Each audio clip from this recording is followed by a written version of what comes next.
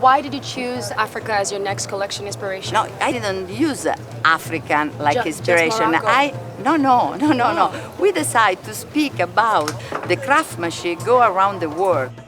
I like this idea, the object and technique traveling. We worked, especially in this collection, for example, with the color indigo. Indigo is a color that is a part of the wax print, but is also a color that in common with the denim, is in common also with the blue Dior.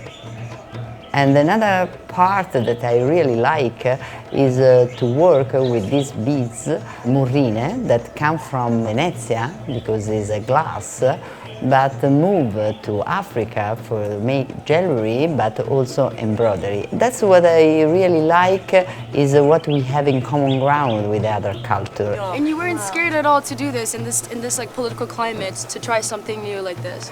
I think in this moment that everybody speak about the cultural appropriation, we are also to explain in fashion, because this is an argument today that is very important. I'm African, I'm Nigerian, and I personally don't think that's cultural appropriation. I thought it was a very beautiful blend of Western world and the old world coming together to make something beautiful, to unite the bridge between, you know, West and here, which is like such an interesting conversation these days, you know, where everyone is like saying cultural appropriation, this cultural appropriation. But I think that when you do things like this, you're starting a conversation, you're bridging the gap.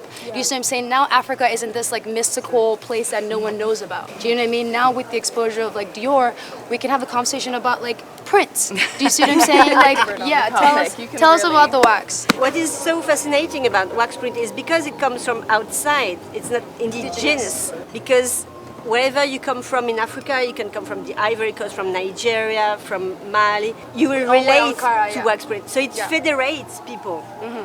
And what is so amazing with Maria Grazia, she didn't use the European.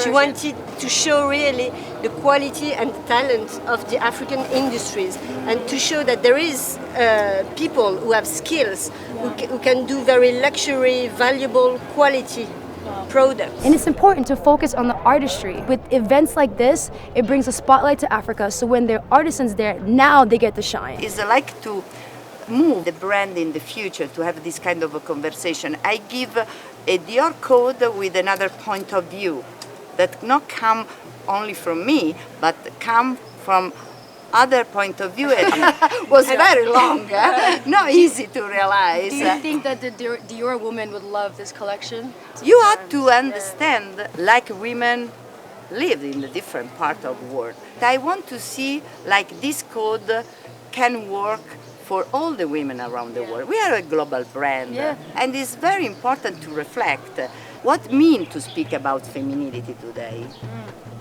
We have to reflect about that. It's very complex, and this kind of intellectual conversation, I think, help us to understand more. You understand what I mean?